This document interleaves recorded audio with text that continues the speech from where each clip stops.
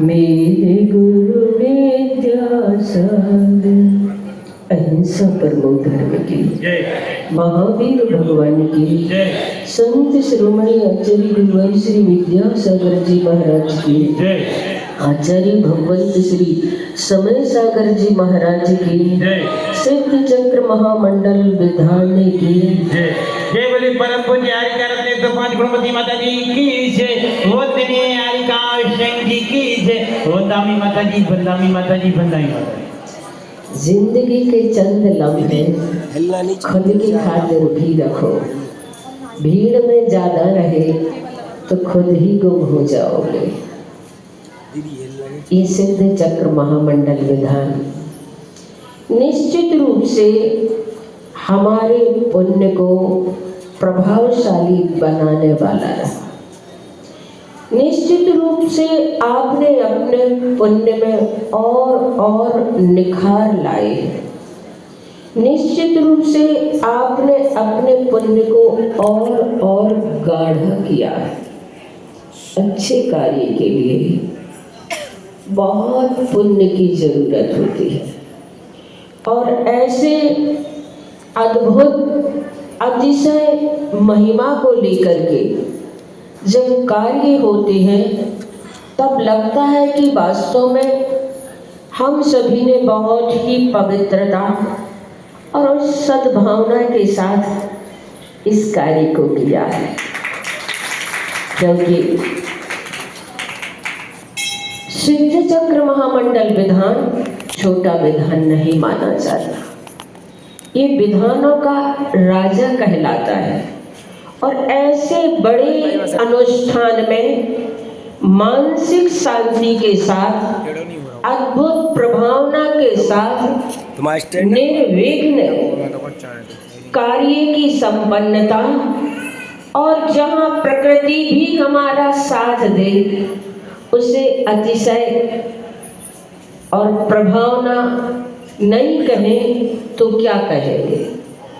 इसलिए बंधुओं, आचार्य भगवान हमेशा कहा करते थे कि ऐसे बड़े अनुष्ठानों को जब हम संपन्न सानंद संपन्न देखते हैं, अनुभव करते हैं, तो यहाँ पर हमें निर्विघ्नता नहीं, विघ्न का नाम ही नहीं लेना है।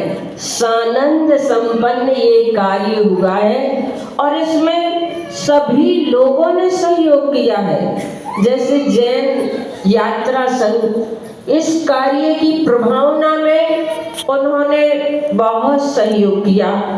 यहाँ की कमेटी का भी बहुत सहयोग रहा। जिस प्रकार की आवश्यकता रही उस प्रकार की आवश्यकताओं को इन्होंने प्रदान किया और पुण्यार्जक परिवार ने भी बहुत ही सद्भावना के साथ और बहुत ही उदारता के साथ और बहुत ही विशुद्धि के साथ इस कार्य को किया है, क्योंकि धार्मिक कार्यों में सद्भावना और विशुद्धि की नितांत जरूरत होती है। जहाँ पर हमारी सद्भावनाएं जुड़ी हुई होती है, जहाँ पर हमारे परिणामों में हमारे मन वचन काय में विशुद्धि होती है, शुद्धि होती है, वहाँ अपने आप कार्य अतिशय और चमत्कार को लेकर के पैदा होते हैं। तो इस प्रकार से ये विधान यहाँ पर संपन्न हुआ। मुझे लग रहा था 8 दिन कई बार बहुत मुश्किल होती है। शुरू तो कार्य हो जाते हैं, हम जो भी कार्य प्रारंभ करते हैं देर सबेर कैसे न कैसे प्रारंभ तो हो जाते हैं और पूर्ण भी हो जाते हैं, लेकिन शुभ भावों के साथ, धार्मिक प्रभावना के साथ, धर्म की महिमा के साथ, अतिशय और चमत्कार के साथ अनुष्ठान का पूर्ण होना अपने आप में एक अनूठी महिमा मानी जाती है। तो बंधुओं, ऐसा धर्म जिसे आचार्य समंतभद्र स्वामी ने कहा कि देश्यामि समीचीनम धर्मम कर्म निवर्हणम संसार दुखता सत्वान यो धरत्युत में सुखी। धर्म तो वो होता है जो संसारी प्राणियों के लिए संसार के दुखों से छुड़ाकर उत्तम उन्नत मोक्ष महल में स्थापित करता है। ऐसा धार्मिक अनुष्ठान, और यहाँ पर सभी ने हर प्रकार के सहयोग के साथ तन मन धन सभी की जो भावनाएं रही वही भावना इस कार्य में इस प्रकार से रंग लाई है। अगर 2-5 लोग यहाँ पर खड़े होकर के स्वाहा स्वाहा करते जाते तो कैसा लगता। आप सभी की उपस्थिति ने भी इस कार्य में धर्म प्रभावना में चार चांद लगाई है। हम 8 दिन तक अपने घर को छोड़ करके इस प्रकार से धर्म प्रभावना में सहयोग देना, ये भी आप सभी की प्रभावना में, धर्म प्रभावना में, जिन शासन की प्रभावना में, जिनेंद्र भगवान की प्रभावना में सभी ने सहयोग किया है। और भैया जी ने जैसे यहाँ पर उनकी स्वीकृति मिली तो मुझे लगा कि भैया जी तो बहुत अच्छे से करा ही लेते हैं, क्योंकि पटेरा में 16 दिवसीय शांतिनाथ विधान भी भैया जी के सानिध्य में हुआ था। और फिर पटेरा वालों ने कुंडलपुर में सिद्ध चक्र मंडल विधान भी भैया जी से करवाया था, और भी जगह जगह कराते रहते हैं। इस प्रकार से विधि विधान के अनुसार कार्य करना अपने आप में बहुत ही महिमा को लेकर के पैदा होता है। कई बार हम अनुष्ठानों में सिर्फ भौतिकता और दुनिया की चकाचौंध को तो महत्व देते हैं, लेकिन विधि विधान किस प्रकार से किए जाते हैं, धार्मिक अनुष्ठान में हमें कौन सी चीजें नितांत जरूरी होती हैं, उसका ख्याल नहीं रह पाता है, जिसके कारण से हमें जो विधान का लाभ मिलना चाहिए, विधान का फल जो हमें प्राप्त होना चाहिए, वो प्राप्त नहीं हो सकता।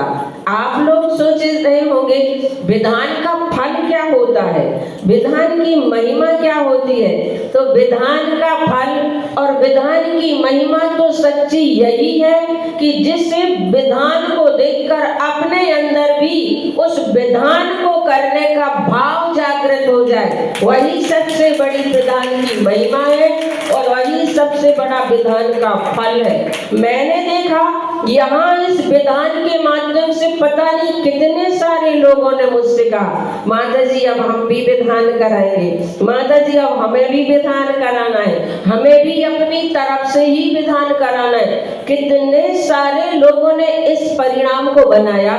इसलिए ही ये कार्य इस प्रकार से महोत्सव के साथ किए जाते हैं। और अब यहाँ पर 9 बजे शोभा यात्रा प्रारंभ होनी है, समय का ध्यान रखना होता है। इसलिए मैं तो यही कहना चाहती हूँ, इस विधान के निमित्त से यहाँ आना हो गया, सभी लोगों की बहुत भावनाएं थी। और अब हो सकता है कि 14 तारीख तक हम लोगों का यहाँ रहना होगा। आगे के कार्यक्रम आप लोगों को मालूम है, महाराज श्री हम लोगों के बिल्कुल बाजू में है, और फिर भी हम लोग अपना मन धैर्य पूर्वक बनाए हुए यहाँ पर है।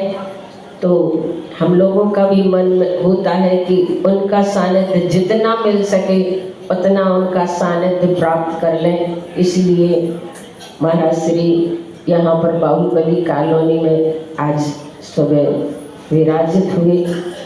उसके चलते हुए जाकर के देखेंगे महाराज श्री की क्या आज्ञा है, किस प्रकार के कार्यक्रम है, जाना तो है ही। तो हो सकता है कि ये शायद अंतिम वक्तव्य यहाँ पर आप सभी के समक्ष हो। तो मुझे बहुत प्रसन्नता है, आप सभी ने बहुत अच्छे से किया। पर कुछ हम में कमियां भी रह जाती हैं। आदमी है, आदमी के अंदर कुछ ना कुछ तो कमियां रहती हैं, कुछ कुछ कमियां तो रहती हैं, पूर्ण गुण किसी में नहीं होते हैं। कुछ कुछ कमियां हम में भी हुई होंगी जिसे आप सभी लोगों ने नज़रअंदाज कर दिया गया होगा, लेकिन हम अपनी तरफ से और संघ की तरफ से उन सभी कमियों के लिए क्षमा प्रार्थी, क्योंकि आचार्य श्री कहते हम तो दिन में 3 बार क्षमा मांगते हैं। तो जहाँ से भी आचार्य श्री व्यवहार करते, एक बार अपनी गलती की अपनी तरफ से और अपने संघ की तरफ से भी क्षमा मांगते हैं, हमारी तरफ से, हमारे संघ की तरफ से, बहनों की तरफ से, क्योंकि धर्म प्रभावना के लिए सबका सहयोग जरूरी होता है। सभी ने सहयोग किया है, और अगर कभी कुछ देखने में आपको ऐसा लगा हो जो नहीं होना चाहिए, उसकी तरफ से हम अपनी ओर से क्षमा प्रार्थना आप सभी के समक्ष रखते हैं। और इतना ही कह करके अपनी वाणी को विराम देते हैं, क्योंकि अभी बहुत काम है, हवन होना है, शोभा यात्रा होनी है, समय से सब काम होते हैं तो अच्छा लगता है। बोले महावीर भगवान की, संत शिरोमणि आचार्य गुरुवर श्री विद्यासागर जी महाराज की जय। बोले परम पूज्य हरिकरण तीर्थ गुरुमती माता जी की जय। माता जी